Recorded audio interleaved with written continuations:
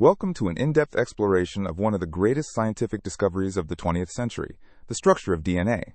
In 1953, James Watson and Francis Crick discovered the double helix structure of DNA, revolutionizing our understanding of genetics and heredity. By the early 1950s, scientists knew DNA was the carrier of genetic information, but its precise structure remained a mystery. Multiple research groups around the world were racing to determine the three-dimensional structure of DNA, including teams at King's College London and Cambridge University. The main competitors were James Watson and Francis Crick at Cambridge, Rosalind Franklin and Maurice Wilkins at King's College, and Linus Pauling in California. The central question was, what three-dimensional arrangement of atoms could explain DNA's chemical properties and its ability to carry genetic information? The primary experimental technique used to probe DNA structure was X-ray crystallography, a powerful method for determining molecular architecture. In X-ray crystallography, a beam of X-rays is directed at a crystallized sample. The X-rays scatter off the atoms, creating a diffraction pattern that encodes information about the molecular structure. The intensity of the diffracted X-rays at angle theta is proportional to the square of the structure factor F, which depends on the positions of all atoms in the molecule. The fundamental principle is Bragg's law, which relates the wavelength of X-rays to the spacing between atomic planes in the crystal. Bragg's law states that n lambda equals 2d sine theta, where n is an integer, lambda is the X-ray wavelength, d is the spacing between planes, and theta is the diffraction angle. For DNA fibers, one of the key spacings observed was approximately 3.4 angstroms, corresponding to the distance between successive base pairs along the helix axis. Rosalind Franklin's X-ray diffraction photographs provided the crucial experimental evidence that guided the discovery of the double helix structure. Rosalind Franklin was a highly skilled experimentalist who had mastered advanced X-ray crystallography techniques during her previous work in Paris. Her famous photograph 51 showed a distinctive X-shaped diffraction pattern with sharp spots arranged in a cross, immediately suggesting a helical structure. The X-shaped pattern was a telltale sign of helical symmetry. The arrangement of spots followed mathematical rules that only helical structures produce. Sharp reflections along the meridian, the vertical centerline of the diffraction pattern, appeared at positions corresponding to a repeat distance of 3.4 angstroms.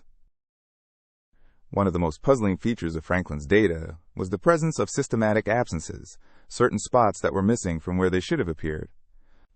Systematic absences occur when waves, scattered from different parts of the structure, interfere destructively, canceling each other out perfectly at certain angles. This raises an important question. What structural feature of DNA could cause these systematic absences?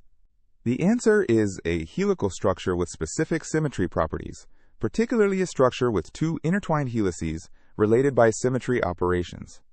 The structure factor FHKL equals the sum over all atoms, J of Fj, times e to the 2 pi I times Hxj plus Kyj plus Lzj, where the coordinates determine interference patterns. For certain values of the Miller indices, HKL, this sum equals exactly 0 due to the symmetry of the double helix, creating the systematic absences. Watson and Crick's approach was to build physical three-dimensional models using metal plates and rods, adjusting them until they matched the experimental data. They constructed models where atoms were represented by metal plates with precise bond angles and lengths based on known chemistry. Their models had to satisfy multiple constraints: correct bond angles, proper distances between atoms, hydrogen bonding geometry, and chemical stability. For example, the carbon-nitrogen-carbon bond angle in the bases had to be approximately 120 degrees based on sp2 hybridization. The distance between phosphate groups on opposite strands had to be approximately 20 angstroms to match the fiber diameter observed in X-ray data. One of the critical breakthroughs was figuring out how the bases pair together inside the double helix.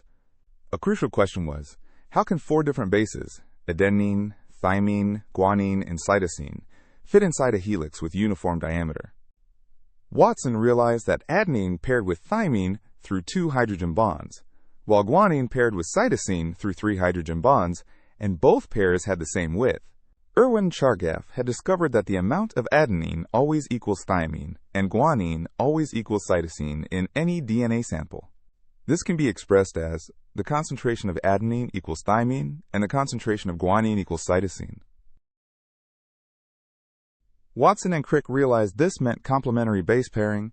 A always pairs with T and G always pairs with C, explaining both Chargaff's rules and the uniform helix diameter. With a proposed structure in hand, Watson and Crick needed to calculate what diffraction pattern it would produce and compare it to Franklin's data. The calculated diffraction pattern had to match both the positions of the spots and their relative intensities in Franklin's photographs. The observed intensity at angle theta equals the incident intensity times the square of the structure factor times a polarization factor P of theta. For a helical structure, the structure factor can be expressed using Bessel functions, which are special mathematical functions that describe cylindrical symmetry. The structure factor for layer line n at radius r involves Bessel functions Jn of 2 pi rrj, where rj is the radial position of atom j. An important question was, how many base pairs are there per complete turn of the helix? The answer from fitting the data was 10 base pairs per turn, meaning each base pair rotates 36 degrees relative to the previous one. This is calculated as 360 degrees divided by 10 equals 36 degrees per base pair. The helical pitch, the distance the helix advances per complete turn, was another critical parameter that had to match the X-ray data. The helical pitch P equals 34 angstroms, meaning the helix advances 34 angstroms in one complete turn of 360 degrees. With 10 base pairs per turn, each individual base pair is separated by 3.4 angstroms along the helix axis. This is calculated as H equals P divided by N, which equals 34 angstroms divided by 10, giving 3.4 angstroms. This diagram shows how the base pairs are arranged along the helix axis, with each successive pair rotated and translated to form the characteristic spiral structure. A crucial feature of the double helix is that the two strands run in opposite directions, anti-parallel to each other.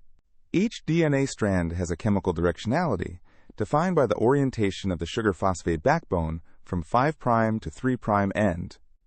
This anti-parallel arrangement means one strand runs 5' to 3' downward, while the complementary strand runs 5' to 3' upward. The anti-parallel structure explains how DNA polymerase enzymes synthesize new DNA, always adding nucleotides in the 5' to 3' direction. The double helix structure creates two distinct grooves where the backbones are closer together or farther apart. The major groove is wider and deeper, while the minor groove is narrower. These grooves are critical for protein-DNA interactions. Proteins that regulate gene expression recognize specific DNA sequences by fitting into these grooves and reading the pattern of hydrogen bond donors and acceptors. The stability of the double helix comes from multiple types of molecular interactions working together. Three main types of forces stabilize the double helix: hydrogen bonds between base pairs, base stacking interactions, and electrostatic repulsion of phosphate groups. The free energy change delta G equals enthalpy change delta H minus temperature T times entropy change delta S. Each hydrogen bond contributes approximately 2 to 3 kilocalories per mole, with AT pairs having 2 bonds and GC pairs having 3 bonds. The hydrogen bond energy is approximately 2 to 3 kilocalories per mole per bond. Surprisingly, base stacking interactions between adjacent bases provide even stronger stabilization than hydrogen bonding, contributing about 7 to 10 kilocalories per mole. The stacking energy is approximately 7 to 10 kilocalories per mole per stacking interaction. The melting temperature is the temperature at which half of the DNA molecules are denatured, separating into single strands. The melting temperature Tm equals delta H divided by delta S plus R natural log of Ct, where R is the gas constant and Ct is the total strand concentration. DNA sequences rich in guanine cytosine pairs have higher melting temperatures than adenine thymine rich sequences because GC pairs have 3 hydrogen bonds instead of 2. An empirical formula for melting temperature is Tm approximately equals 81.5 plus 0.41 times percent GC content minus 675 divided by length L. The double helix structure immediately suggested how DNA could replicate itself, as Watson and Crick famously noted in their paper. The complementary base pairing means each strand can serve as a template for synthesizing a new complementary strand. During replication, the double helix unwinds, and each strand serves as a template for synthesizing a new complementary strand, producing two identical double helices. This is called semi-conservative replication because each new double helix contains one original strand and one newly synthesized strand. The discovery of the double helix structure was not without controversy, particularly regarding credit for Rosalind Franklin's contributions. Franklin's X-ray diffraction data, particularly photograph 51, was shown to Watson and Crick by Maurice Wilkins without Franklin's permission or knowledge. This raises an important ethical question. Was it appropriate to share Franklin's data without her consent? Tragically, Rosalind Franklin died of ovarian cancer in 1958 at age 37, likely due to radiation exposure from her X-ray work.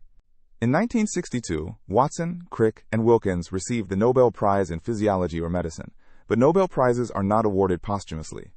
Today, Rosalind Franklin's critical contributions to discovering the structure of DNA are widely recognized and celebrated in the scientific community. The discovery of DNA's double helix structure revolutionized biology and launched the field of molecular genetics. Understanding DNA structure enabled countless applications in medicine, forensics, evolutionary biology, biotechnology, genetics, and agriculture. The structure made it possible to develop DNA sequencing technologies, allowing us to read the exact sequence of bases in any organism's genome. We can now engineer organisms by inserting, deleting, or modifying specific DNA sequences, leading to GMO crops, gene therapy, and CRISPR technology. Understanding how variations in DNA affect health enables personalized medicine tailored to each individual's genetic makeup. Since 1953, scientists have developed numerous sophisticated techniques for studying DNA structure and function. Cryo-electron microscopy now allows us to visualize DNA protein complexes at near-atomic resolution without crystallization. Single-molecule techniques using optical or magnetic tweezers allow researchers to observe and manipulate individual DNA molecules in real time. These techniques measure forces according to Hooke's law, F equals K delta X, where F is force, K is the spring constant, and delta X is extension. By stretching DNA molecules, scientists measure their mechanical properties, like persistence length and elasticity. The persistence length of double-stranded DNA is approximately 50 nanometers, meaning DNA acts as a rigid rod over this length scale. While the B-form double helix is most common, DNA can adopt other structural forms under different conditions. A DNA is a wider, more compact helix that forms under dehydrated conditions or in RNA-DNA hybrids. zDNA is a left-handed helix with a zigzag backbone that can form under certain chemical conditions. zDNA might be involved in certain biological functions, such as gene regulation or the maintenance of genome stability. The discovery of the double helix structure has paved the way for many exciting advances in biology and medicine. Gene editing technologies like CRISPR have revolutionized our ability to modify organisms and treat genetic diseases.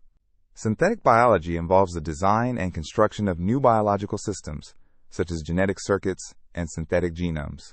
The study of epigenetics and gene regulation has helped us understand how environmental factors and genetic modifications influence gene expression. In conclusion, the discovery of the double helix structure of DNA has had a profound impact on our understanding of biology and medicine. The double helix structure has been a foundation for major advances in fields such as genetics, biotechnology, and medicine. Understanding DNA structure and function is crucial for future progress in these fields and will continue to shape our understanding of life and disease.